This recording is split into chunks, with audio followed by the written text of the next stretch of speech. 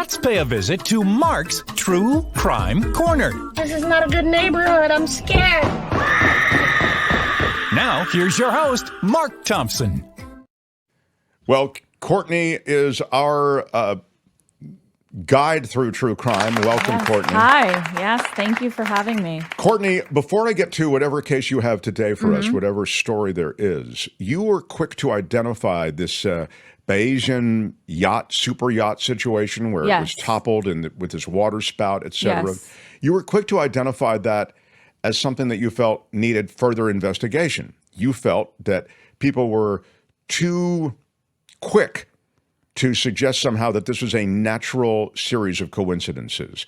Can you speak to this briefly? And then I'll just tip this. Authorities apparently agree with you because there has now been a murder investigation that has been opened on this issue of the super yacht. Yes. Well, when I was reading about the accident that happened with the yacht, I was intrigued because it's a $20 million yacht. And so it would be hard pressed for a weather incident to completely sink it.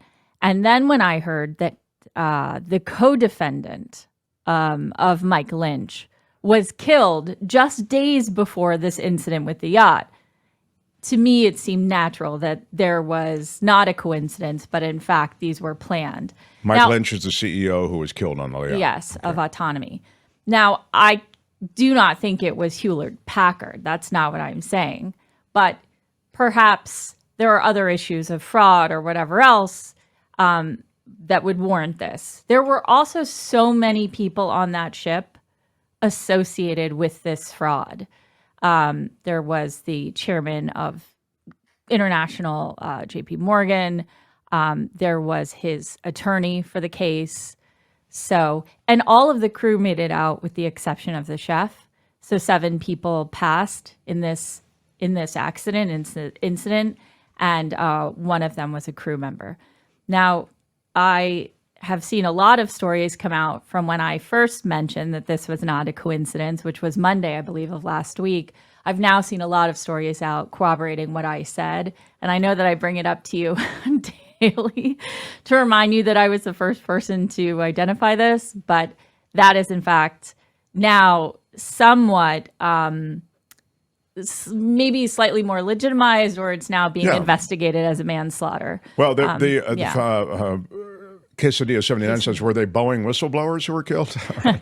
Karen, though, says this. The Italians apparently open a manslaughter investigation as a formality, much like an inquest, she says. Let's leave that, be that as it may, for the second, because you were making, I thought, a substantive point, in addition to stitching together some of these things that might be circumstantial, you might call it an eerie coincidence, but as you say, a lot of people who were directly involved with this case, recently acquitted, they were killed, and you wonder about that. But you did mention some specifics, one of which was, I thought, the mast itself, this immense mast, extended all the way down to the base, the hull of the ship, which is not typical. And it's one way in which you can essentially insure against the vehicle, the boat being toppled. Yeah, exactly. And the way that the ship is built, a water spout would not sink the ship. And because of the way, again, that the mast is built, it creates there's a stronger foundation of it within the hull of the ship. Yeah, it's stabilized that way. Now, my question also is about something else you mentioned, which is the opening of portholes, which was found to be the case. Can you speak to that? Yes, portholes were open. There are some people that are alleging that in fact contributed to the sinking of the ship. Other people are saying that there had to be some kind of damage or vulnerability created in the hull of the ship to sink the ship. But the manufacturer of the ship, the CEO of the manufacturing company of the ship, was public this past week to say this is an unsinkable ship, and that in fact a weather incident such as this would not have sunk this ship. Also, So there wasn't much time to get out, as we've heard from some of the survivors. So it happened very quickly. But in fact, 6 of the 7 people who perished in this incident were in fact the guests, and 5 of them were huddled in areas where there was thought to be air pockets. And then the daughter of Mike Lynch was in fact in her cabin. So I'm not sure that there was it's all speculation. So the yacht's chef, as you mentioned, was killed along with Mike Lynch, the 18-year-old daughter. The other victims were the Morgan Stanley International director, Jonathan Bloomer, prominent American lawyer, Chris Morvillo, and both of their wives, Judy Bloomer and Neda Morvillo. yes. Chris Morvillo, a partner at Clifford Chance, was involved in successfully beating the U.S. in that fraud case. That's what Yes. this was all about. The last thing, and then I would like to move on, is that those people lost their lives, but those to whom you've referred who got out, captain and crew, they are the subjects of this manslaughter investigation or inquiry, as Karen has sort of suggested it is? As I know it, yes. So Yeah. anybody who was on the ship or had to do with anything around this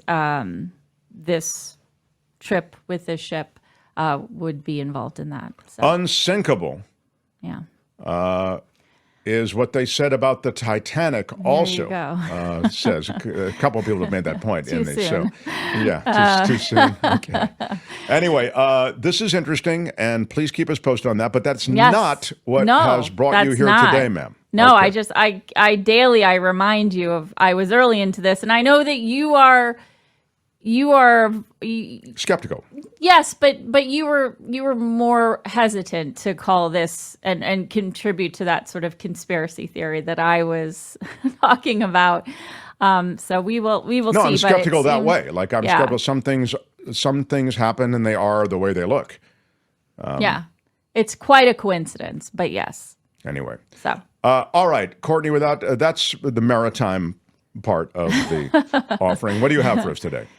today I have a case that takes place in South Africa. It has murder, it has suicide, it has contract killing, and it has secret gay sadomasochistic sex. This is all Everything that's going to get you demonetized. demonetized. Yes. Let me help you now, YouTube. Just take all the money that I ever make on this show from today. I will not get it. So I want to mention that some people asked about the case Sierra Lemaire, and I'm working on that. But this case is, in fact, the case of Anni Dewani. And so I watched a show on Max, and it's called The Honeymoon Murder, and it features this case. And so the case is about a young woman named Anni. Her married surname is Dewani, but this is Anni. She's a young woman. She's from Switzerland, and she's working in Switzerland, I believe, but traveling to London, where she's met what she believes is the man of her dreams. If you go to the next visual, if you're watching, you can watch the visuals.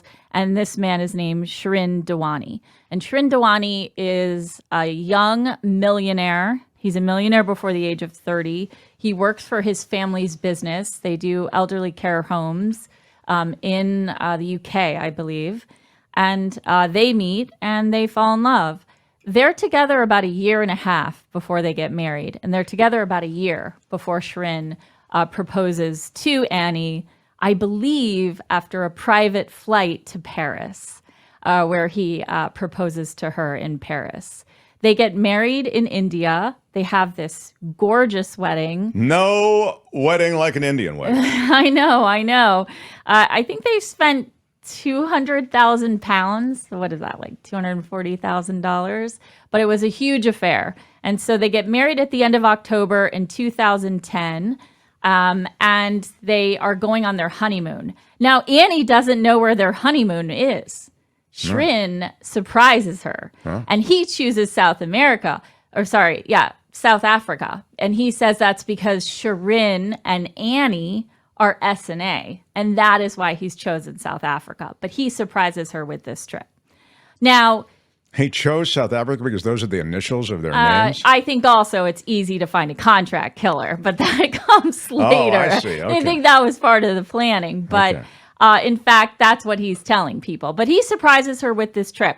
Now, throughout their relationship, Annie is writing to her family. She's very close with her cousins.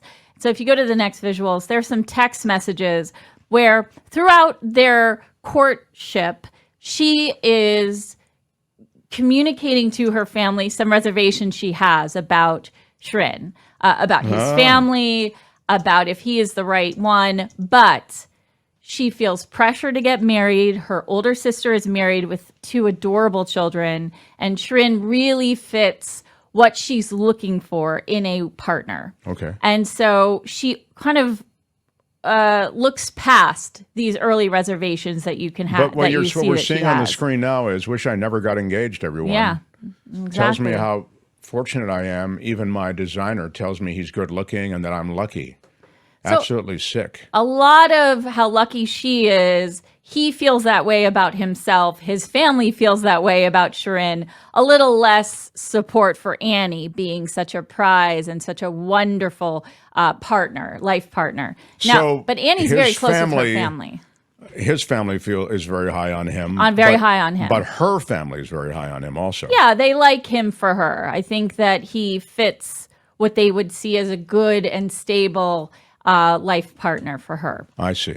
Sort of the way your family feels about me, would you say? Or not so much, really? I'm just... What? I think, anyway, there may be some more reservations. Okay. But also, I mean, you're talking about a year and a half. I think after a year and a half, we were sort of barely formal in our relationship. I don't know. I don't remember. The whole thing's a blur. The next slide, again, is more text messages. These are, in fact, days before her honeymoon and then on her honeymoon.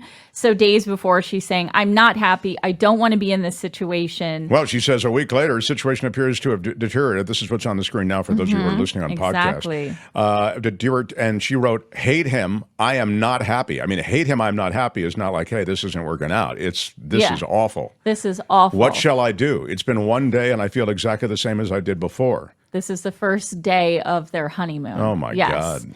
And then on the 11th, 2 days before her death on November 13th, she says, things are better. I really don't want to think about divorce, but I'll explain to you later. So it sounds like things might be slightly better, but neither of them are looking for a divorce. Now, in the next slides, there's a couple screenshots of some email messages from November 5th. So they got married October 29th.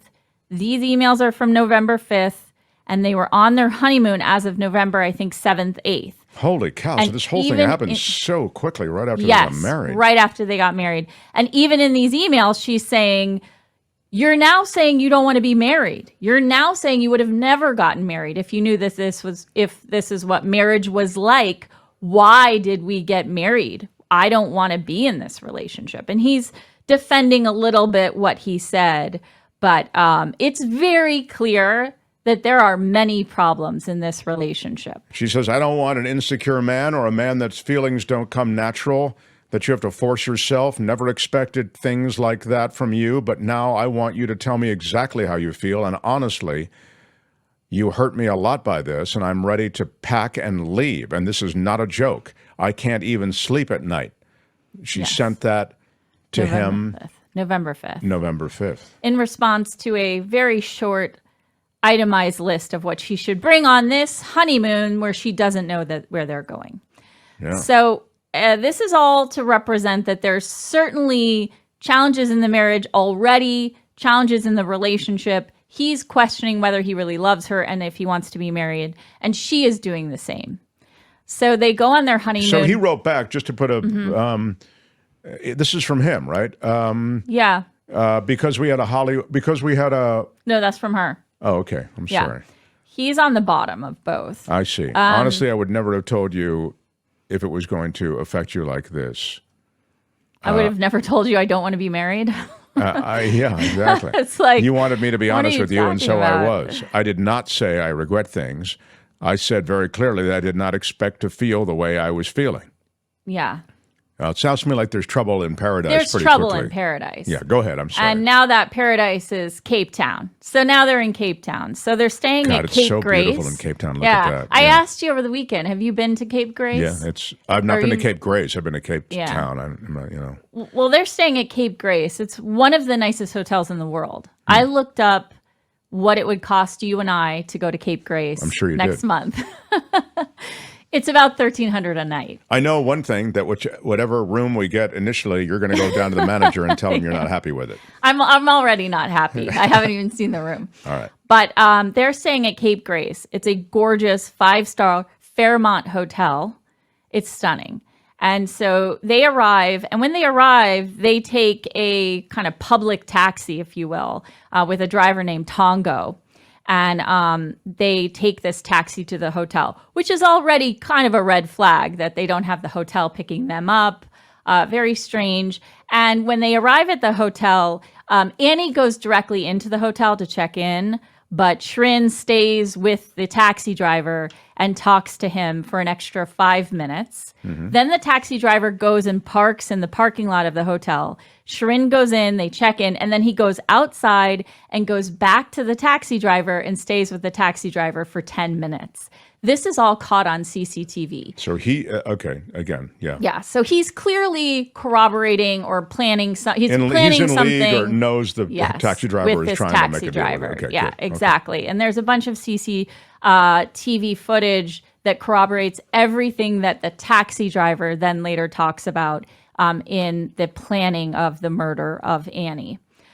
So they arrive, I think it's like the 9th or the 10th of November, and then they're there for a couple of days. Now, on November 12th, 13th, they're out. This is them going to dinner that night. They're such a handsome couple. They are such a handsome couple. Wow. She is absolutely stunning. Her family just loved her so much. They talk about Annie being the glue of the family and such an important part of both the nuclear family and then also the sort of cousins and aunts and uncles, the other parts of the family. She was absolutely the heart and soul of that family. So they're dressed up. They're going to dinner. If you go to the next slide, again, there's more CCTV. This is important because they look like a newlywed couple. They look like a happy newlywed married couple. And so they take some pictures in the bar. They're flirty in the bar. They then get into the same cab, this cab driver, Tongo, and he takes them out to dinner. Now, what's strange is, A, they're not taking the cars available by the hotel, which you might think they would take in South Africa, but they're taking this cab with Tongo. And if you go down, I think, Tony, it should show a map of where they go to dinner. So you can see that they go from Cape Town, which on the red is that top little circle on the left, and they drive all the way through the township down to the Strand, which is not a place that's high end. It is not a place where tourists are. And they go to this really kind of common, not very exciting sushi restaurant there in the Strand. I mean, you'd think like strip mall kind of. Wow. And they're all dressed up. It was very bizarre. And it was very bizarre that they would drive through the township. As I know it, I have not been to South Africa, but the township is very dangerous. And so to drive through it, especially at night, was something that would be very odd for them to have done. And so on the return from the Strand, they go through this neighborhood in the township, and that's where they get kidnapped. So 2 men come up to the taxi. One of the men puts his hand on the windshield of the taxi to stop it. They get in the taxi. They throw out the cab driver, Tongo. They throw out the husband, Shrien, and then they kidnap Annie. And so they drive Annie away. And Shrien gets back to the hotel. The cab driver eventually gets back to the hotel, and they report Annie kidnapped and missing. Now, the kidnappers take Shrien's watch, and then they take Annie's purse. And there will be later some inconsistencies in what's in Annie's purse from Shrien. But it's very strange that they would kick out 2 of the key eyewitnesses of the crime and just take Annie. They never ask for ransom. That's never what happens. Unfortunately, what happens is Annie is found murdered in the car the next morning on the side of the road in one of the township towns. So if you go down, you'll see a little bit more of the logistics of where she was dropped off. I'm sorry, where Shrien was dropped off and where Annie Dewani's body is found. She is found shot in the car with one bullet. So if you go down further and you're watching, it'll detail what is taken. What's also important here is Shrien originally reports that Annie's engagement ring is taken. But then later he calls the police and says, you can find the hidden engagement ring just below the seats tucked away. And if you go down, there's a visual of it. So in fact, again, there's huge inconsistencies in his story. So the police start an investigation into the murder. If you go down, you'll see the cab. You'll see that they're in the next video. They're holding up sheets so that nobody can see the extraction of her body. And they start to investigate this crime. Now, because one of the kidnappers had put his hand on the windshield, they had a palm print and they found out who it was. Wow. If that hadn't happened, these people probably would have gotten away with it, including, I would suggest, Shrien. So go ahead. Who was it? So here are the kidnappers. There are two kidnappers, and then there are the taxi driver and another person who set it up. So this is Zola Tongo. He is the cab driver. He is the most important witness to all of this because he is the only person who communicated with Shrien, who is being accused of murdering his wife and setting up a contract killing. Sure. So Shrien goes to Tongo during those times that we saw him in the cab, and he asks him if he can find somebody to murder his wife for 15,000 rand. Wow. So Tongo says, this is what was pitched to me. This is what was pitched to me. And in fact, it's such a weird crime because there is some point in the CCTV where Shrien, the husband, goes to the cab, goes to a bank with Tongo, pulls out a bunch of money. It's just all strange. It was like not well planned. The argument of the defense will be, why would this man, Shrien Dewani, go to South Africa and solicit support for this major crime with the first cab driver he meets? But I don't know. Maybe that's what happens with contract killers. So I have no idea. Again, according to the visual for the podcast listeners, 31-year-old man. He's 31. Tongo is from. He speaks English very well. He's had well 5 educated. children, all under the age of 10. So certainly needs the money, probably. Yes, but he was making pretty good money. So the whole contract killing was arranged for 15,000 rand, which is about $900 US. And he was making about 30 to 40,000 rand a month. So it's not that much money. Okay. Yeah. So continue. So Tongo goes to the middleman, whose name is Monde.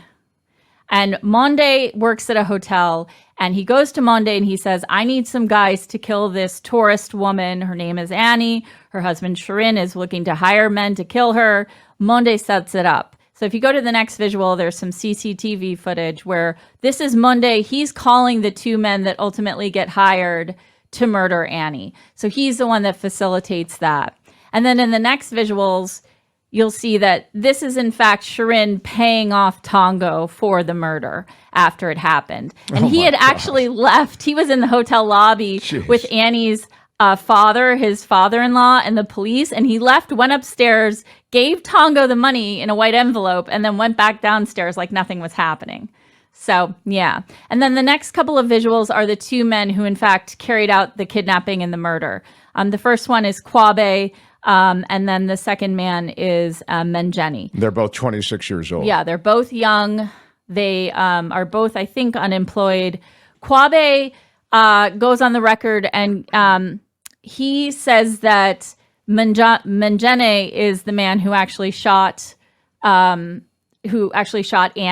but that is in fact impossible based on ballistics. It must have been Kwabe, but Menjeni actually goes to trial, and both of them are found guilty, and both of them go to jail for the rest of their life. Menjeni dies of a brain tumor in prison at a very young age, I think. So let's just go back then. So, but the actual hitman was probably who? Kwabe.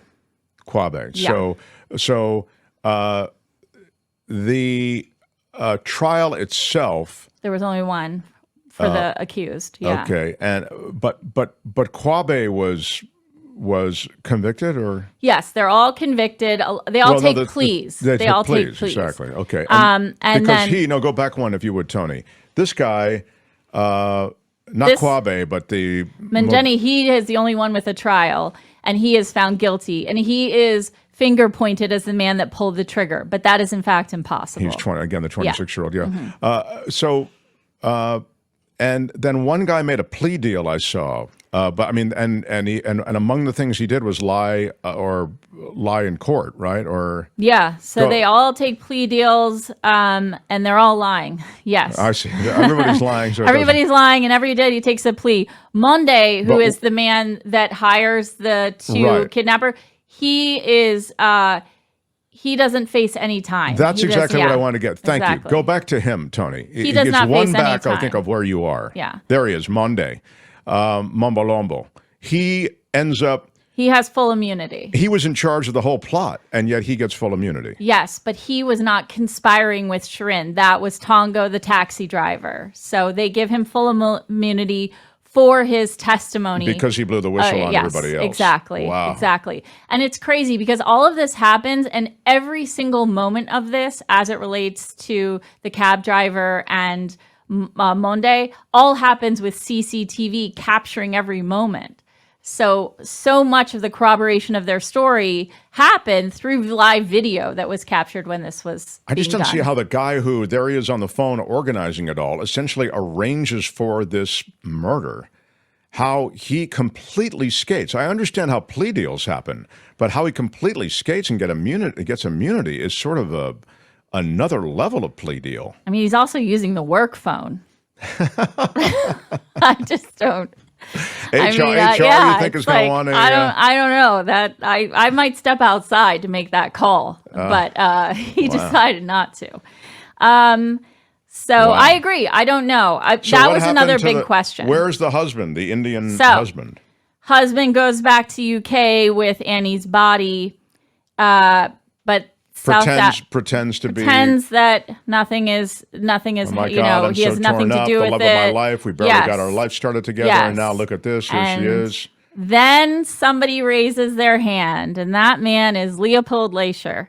And Leopold Leischer comes forward and says, I have been having a gay relationship with Shrien Dewani from 2009 to 2010, so the exact overlap time of his relationship with Annie. Wow. And he has been hiring me for gay sadomasochistic sex. Oh, yeah. Wow. Yes. Okay. Yes. Okay. Yes. Yeah. So he is a key witness in all of this because he provides motive.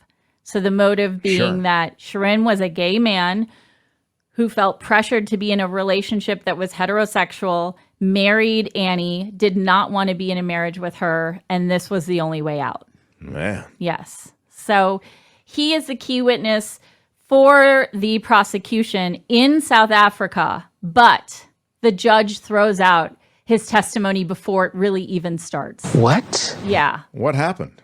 She says that there's no connection between the relationship that Leopold had with Shrien, and how that applies to what happened in South Africa. And the prosecution says, well, Shrien told Leopold during some of these, evenings that they had together that he felt a lot of pressure to get married. He did not want to be married, and he didn't know what to do about that situation. So he is important and core to the motive of why Shrien would have set up this contract killing. Of course. Yeah.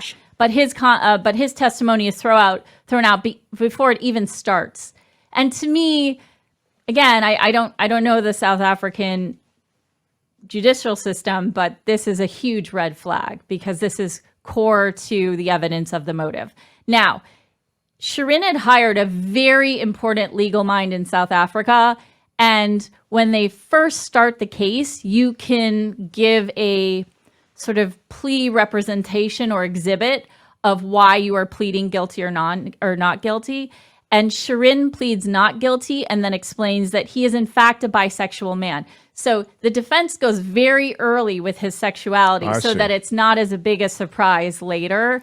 And that really deflated some of the testimony from Leopold. Wow. What is crazy? So let me just get this straight. So when the dust settles legally, Shrien skates? He skates. He kills his wife in South Africa, arranges a contract killing. Yeah. And then skates on the murder charge. Also, like... And they dropped the murder charges against him, in other words, because of what the judge said.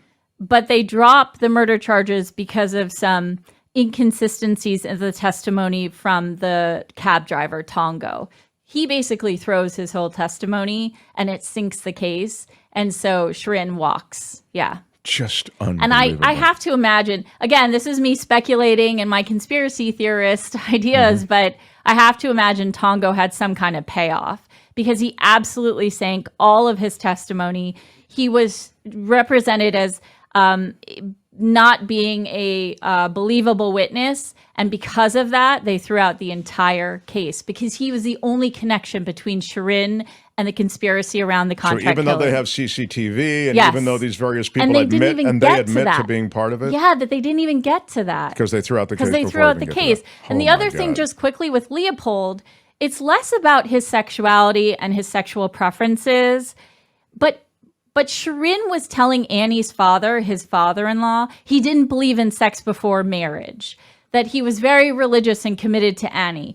These are huge representations of lying and misrepresenting throughout their entire relationship. That is also crucial to motive and evidence of him killing her. So it's a horrible, tragic story. And imagine, her family lives every day knowing that Shrien knows what happens. He's still out there, and he will not tell them what happened. I mean, we all know what happened. Yes, I mean, you just we told all us know what happened. This is her family burying Shrien. And then the next visuals are Shrien has now come out with his gay relationship. He is in a relationship with a man. Gledson is a photographer from Brazil. He lives in London. And then he's not a very good photographer. Those pictures are not particularly strong. Those aren't really great. Yeah. Those are Instagram. But the last visual is really just to show you the differences on the 10th anniversary between Annie's family going to where, in fact, the crime scene was in South Africa, celebrating her life and remembering her. And Shrien is in London, coming home from the gym and carrying his cat. That is absolutely awful. It's awful. It's an awful story. It was a really, really well done documentary, I thought. It's a 4-part documentary, and I thought it was very well done. And you thought that's one of the reasons that you did. She likes to, Courtney does, bring things to here that if there's interest, you can follow up easily. It's kind of in the moment. Yes. And so that's on Max. It's on Max. It's called what? It's called Honeymoon Murder. Honeymoon Murder. Yes. Wow. Such a sad story. It's a really Courtney, sad story. I love you being here. Thank you for having me. Thank you. Enjoy our time together. And that is True Crime Corner for you. True Crime Corner, only on the Mark Thompson Show. Hi, it's Mark, and I thought that was great. Hit the notification bell. You'll know whenever there's a new video being dropped, and please subscribe to our channel to help us save the universe.